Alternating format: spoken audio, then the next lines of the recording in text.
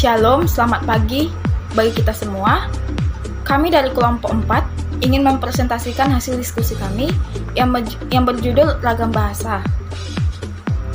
Terima kasih kepada Bu Renita Saragi MPD yang telah memberikan kami waktu untuk mempresentasikan hasil diskusi kami. Saya sebagai moderator, di sini kami akan menjelaskan isi dari materi kami yang dimulai dari penyaji pertama. Stilistika dan ragam bahasa. Stilistika adalah cabang linguistik yang mempelajari ragam bahasa seperti dialek, aksen, dan laras.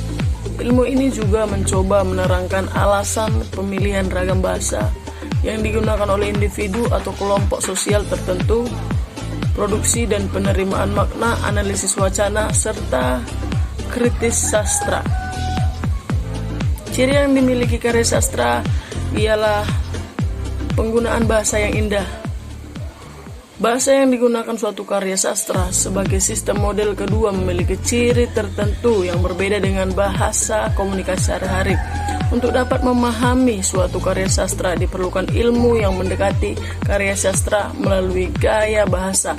Hal itu dikenal dengan sebutan pendekatan stilistika. Menurut Kamus Besar Bahasa Indonesia, pendekatan adalah usaha dalam rangka aktivitas penelitian untuk mengadakan hubungan dengan orang yang diteliti. Metode untuk mencapai pengertian tentang masalah penelitian. Stilistika adalah ilmu tentang penggunaan bahasa dan gaya bahasa di dalam karya sastra, sehingga pendekatan stilistika diartikan sebagai usaha dalam rangka aktivitas penelitian untuk mengadakan hubungan dengan penggunaan bahasa dan gaya bahasa dalam karya sastra. Baiklah, saya akan melanjutkan materi dari isi makalah kami, yaitu stilistika sebagai bahasa sastra. Stilistika sering dikaitkan dengan bahasa sastra, meskipun sebenarnya stilistika dapat ditujukan terhadap berbagai penggunaan bahasa. Stilistika mempunyai 8 tujuan sebagai berikut.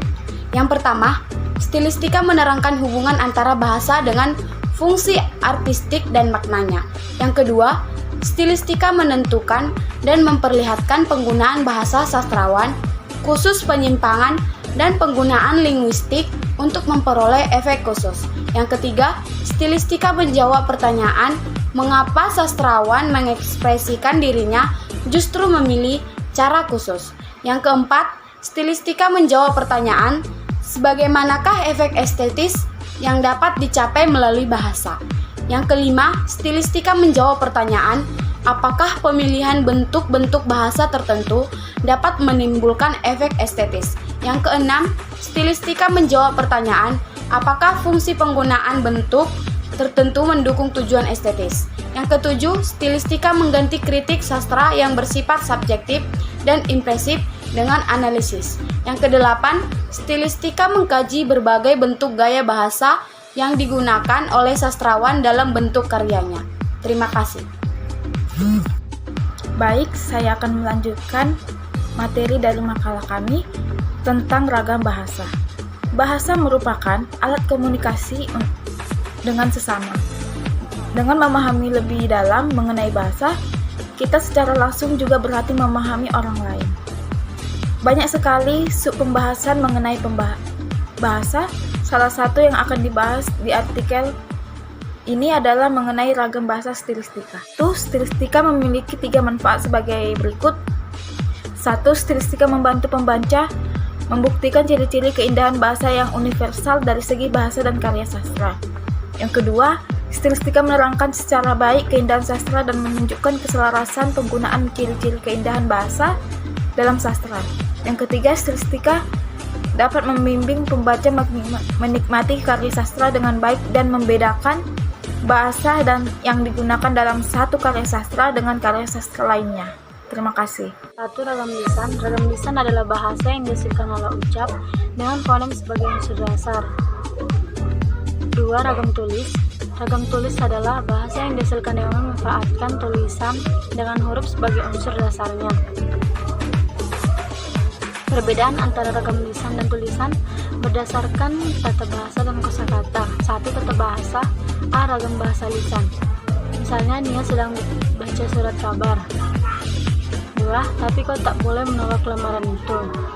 B. Ragam bahasa tulisan. Misalnya, Nia sedang membaca surat kabar. 2. Namun engkau tidak boleh menolak lamaran itu. 2. Kosakata. Ragam bahasa lisan. Aryani bilang kalau kita harus belajar. 2. Kita harus bikin karyanya tulis. B. Ragam bahasa tulisan. Aryani mengatakan bahwa kita harus belajar. Kita harus membuat karya tulis. 3. Ragam bahasa berdasarkan situasi dan pemakaiannya. Ragam bahasa tidak baku. Bahasa non-baku adalah ragam bahasa yang berkode berbeda dengan kode bahasa baku dan dipergunakan di lingkungan tidak resmi. Ragam bahasa berdasarkan cara pandang penutur. A. Ragam dialek. Dialek adalah variasi bahasa pada kelompok masyarakat yang berada pada suatu tempat, wilayah, atau daerah tertentu. B. Ragam terpelajar.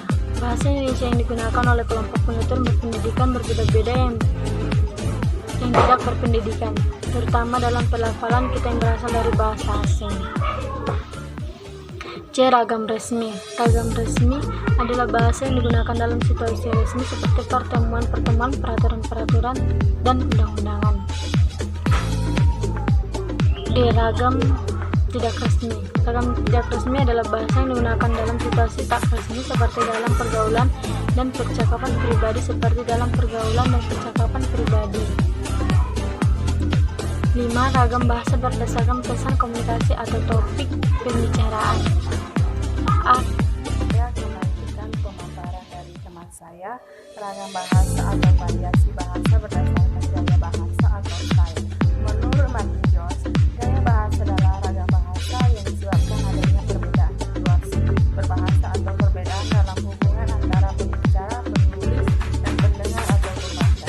Berdasarkan tingkat keformalannya, Martin Jones membedakan variasi bahasa dalam 5 bentuk, yaitu 1. Ragam bentuk atau konten, 2. Ragam resmi atau formal, 3. Ragam usaha atau konsultasi, yang keempat ragam santai atau casual, yang kelima ragam akrab atau inti.